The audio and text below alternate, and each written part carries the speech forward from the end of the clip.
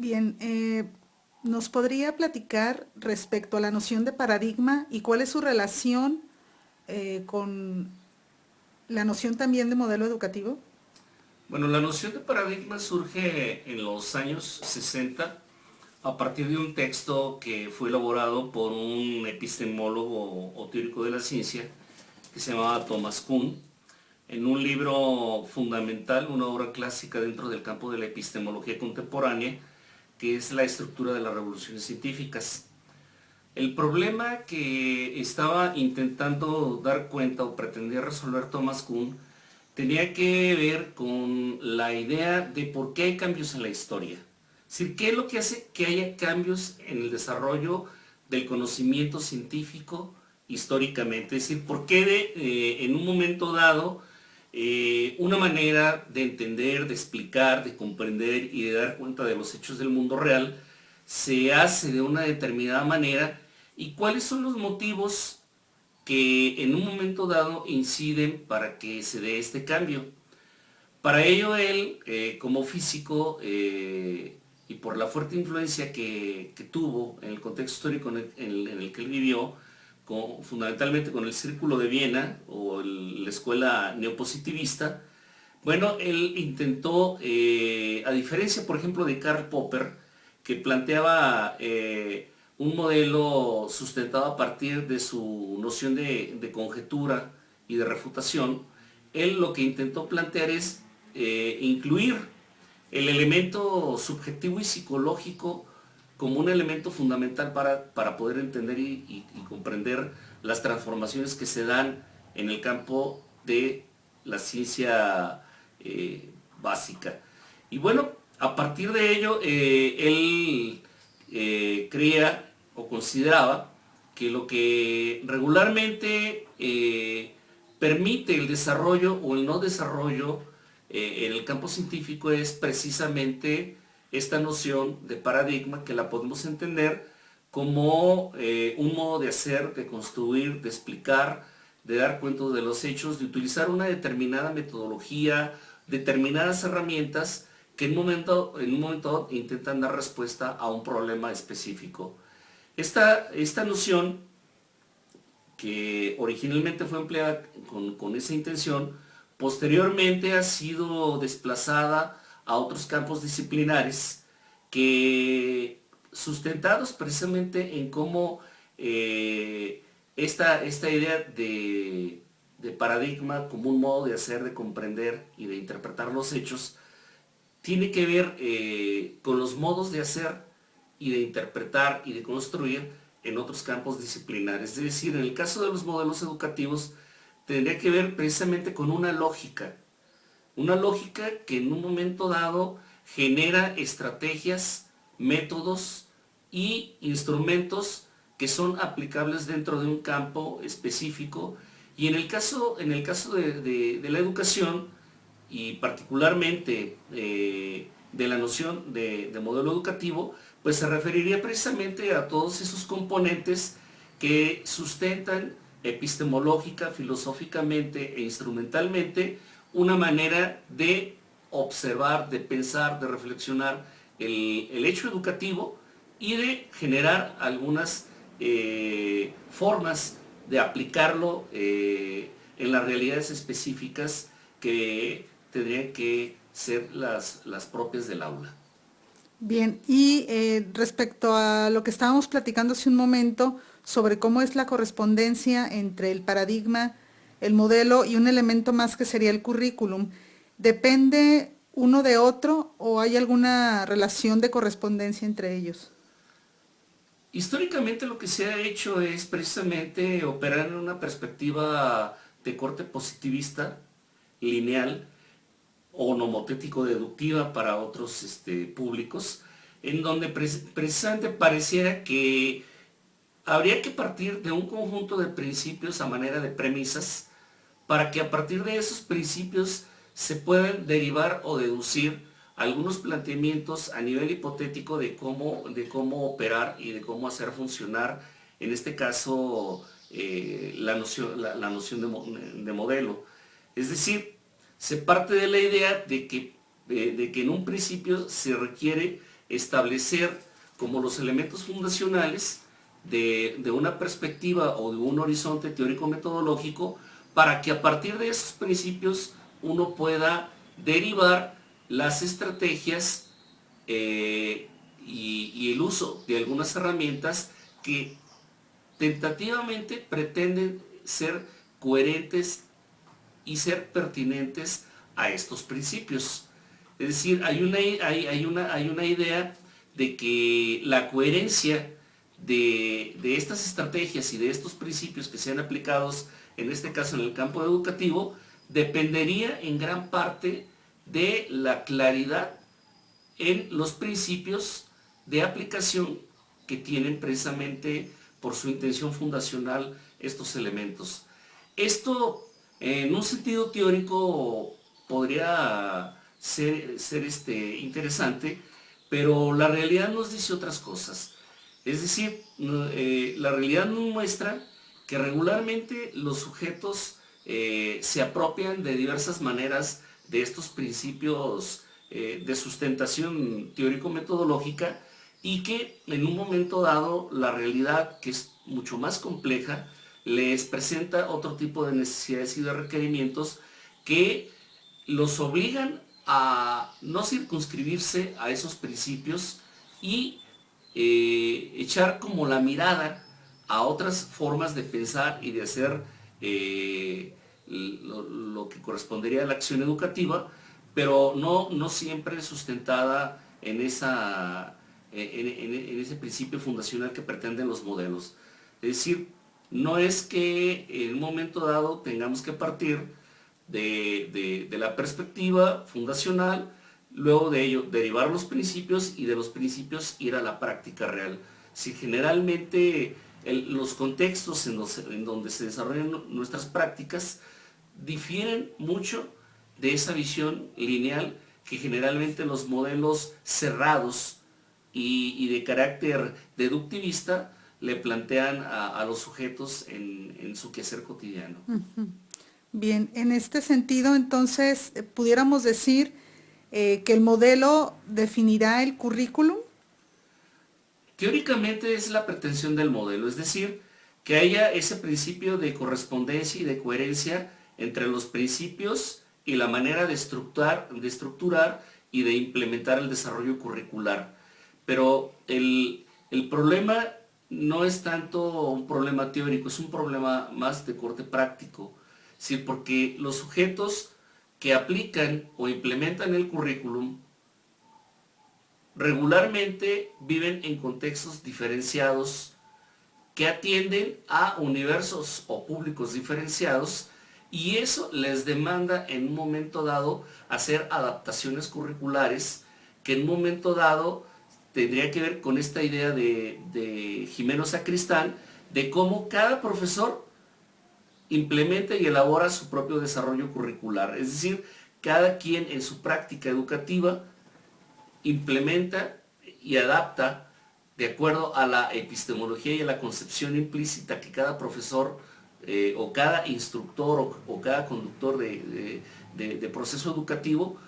tiene al momento de interiorizar ese modelo y esa perspectiva u horizonte curricular en el que se pretende desarrollar la práctica. Es decir, podríamos más bien hablar de una dialógica permanente entre la práctica del profesorado y los principios emanados de un modelo fundacional de carácter educativo. Es decir, tendríamos que hablar de una práctica compleja, o como lo dice este mismo autor Sacristán, de un cruce de prácticas. Bien, y para las personas que están interesadas en estudiar o considerar el tema de modelo educativo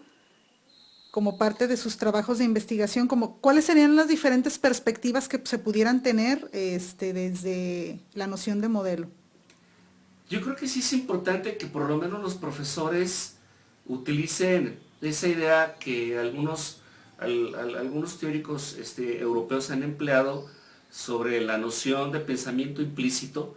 que tiene que ver con la idea de cómo los profesores, independientemente de la existencia de un modelo o no, de su interiorización o no, independientemente de las perspectivas o las características que éste tenga, tienen un modo o una manera de adaptar y de interiorizar a sus propias prácticas las nociones, los conceptos que en un momento dado tienen en un principio el propósito de orientar la práctica. Es decir, tendría que establecerse un diálogo permanente entre los sujetos reales y concretos que desarrollan prácticas educativas diferenciadas, heterogéneas, en contextos diversificados, interculturales, con las demandas que en un momento dado los modelos plantean a nivel de principios fundacionales. Es decir, tiene que haber un efecto de contrastación permanente entre lo que demandan los planteamientos a nivel de tipos ideales de prácticas y los procesos concretos que los sujetos desarrollan. Es decir, los modelos sí tienen una función orientadora y es muy importante, porque de alguna manera ese carácter teleológico que tiene implícito el modelo es porque precisamente tiene la pretensión de llevar a un lugar determinado el desarrollo de la práctica. Entonces yo creo que sí es importante que por lo menos quienes desarrollan una práctica educativa estén pensando, reflexionando y revisando de modo continuo, de manera crítica, el modelo con el que ellos están pretendiendo orientar el trabajo que implementan en los distintos ámbitos educativos. Bien, si tuviéramos la posibilidad de agrupar de alguna manera los diferentes modelos educativos, y partiendo o retomando la noción de paradigma, ¿cabría la posibilidad de agruparlos de alguna manera? Bueno, las clasificaciones son siempre provisionales e históricas,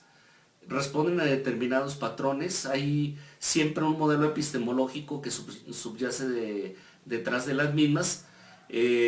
Pudiéramos en un momento dado, si habláramos de modelos en términos generales, hablar a grandes rasgos, sin la pretensión de excluir, de tres grandes modelos que por lo menos operan en los discursos y en las prácticas educativas de nuestro contexto. Y uno de ellos es pues el que ya cité anteriormente, de corte positivista, nomotético deductivo. El segundo modelo podría ser un modelo más de corte hermenéutico crítico o dialéctico, como se le ha pretendido llamar, y pudiéramos hablar también incluso de un modelo tecnologizador o tecnologizante, que es el que de alguna manera se ha venido imponiendo en nuestros contextos educativos recientemente. Es decir, modelos en donde se hace prevalecer el papel que desempeñan las herramientas y los usos de las nuevas tecnologías de la información y de la comunicación, pero ausentes muchas de las veces de una perspectiva fundacional y teórica que lo sustente y que tenga una propuesta pedagógica específica. Digo, recientemente también en ocasiones se ha confundido mucho la idea de modelo con la idea de modalidad, que creo que es una discusión muy importante, porque de repente pareciera que la modalidad, al menos en los usos y en las prácticas de algunos sujetos, fuera el modelo mismo. Es decir, cuando la modalidad es un medio, es una herramienta para operar una perspectiva o un horizonte teórico-metodológico específico, y no es el modelo per se lo que se está en un momento dado operando. Sí es importante que, al menos en estas perspectivas, y ya hay quienes han venido haciéndolo, han introducido como un elemento fundamental el aspecto pedagógico y la perspectiva y el horizonte que vendría siendo otorgado y proporcionado por el modelo, que de alguna manera tiene combinaciones de diverso tipo. Es decir, por ejemplo, ahora en el caso de esta última perspectiva, hay quienes han hecho combinaciones muy felices entre tecnologías, constructivismo y modelos humanistas. Y bueno, se ha hablado incluso de perspectivas comunicacionales, pero bueno, difícilmente pudiéramos tener una clasificación definitoria. Más bien lo que tendríamos que pensar es cómo a partir de estos modelos, de estas modalidades y de este abanico de propuestas pedagógico-didácticas que tenemos, podemos integrar un modelo diferente que nos permita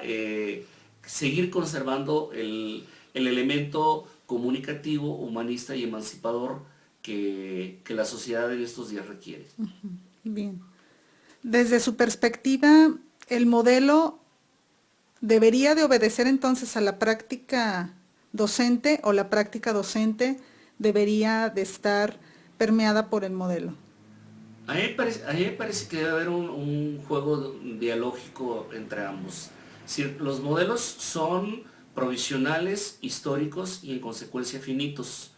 Responden a determinado tipo de necesidades teórico-prácticas que están determinadas por el contexto y el desarrollo mismo de la sociedad. Entonces, habría que, para mi gusto, introducir un tercer elemento que tendría que ver con cuál es la filosofía de la educación o la ética educativa de la que estamos partiendo para pensar en cuáles son los propósitos, los objetivos y las finalidades de educar, como lo diría Edgar Morin, en esta época planetaria o en esta edad planetaria. Es decir, cómo podemos articular una perspectiva que por un lado le proporcione a los sujetos los requerimientos, las herramientas teórico-conceptuales y metodológicas que les permitan enfrentar los nuevos problemas y los problemas emergentes que estamos viviendo actualmente. Es decir, casarnos con la idea de un modelo definitivo, absoluto, en esta época, me parece que no, lo único que nos hace es correr el riesgo de su fracaso. Gracias. Y por último, en la búsqueda de información respecto al tema de modelos educativos, ¿hacia dónde debería de dirigirse desde su perspectiva la búsqueda del investigador, teóricamente hablando? Bueno, a mí me parece que sí, en principio es fundamental que alguien que se dedica a hacer investigación científica en educación tenga un conocimiento amplio y profundo, tanto a nivel histórico como a nivel sincrónico, de cuáles son las tendencias más importantes que en un momento dado están operando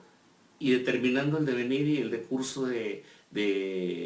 los distintos modelos. Pero también es fundamental que se pongan permanentemente a prueba. Es decir, no podemos quedarnos solamente al nivel de la construcción discursiva, sino que tenemos que pensar en cómo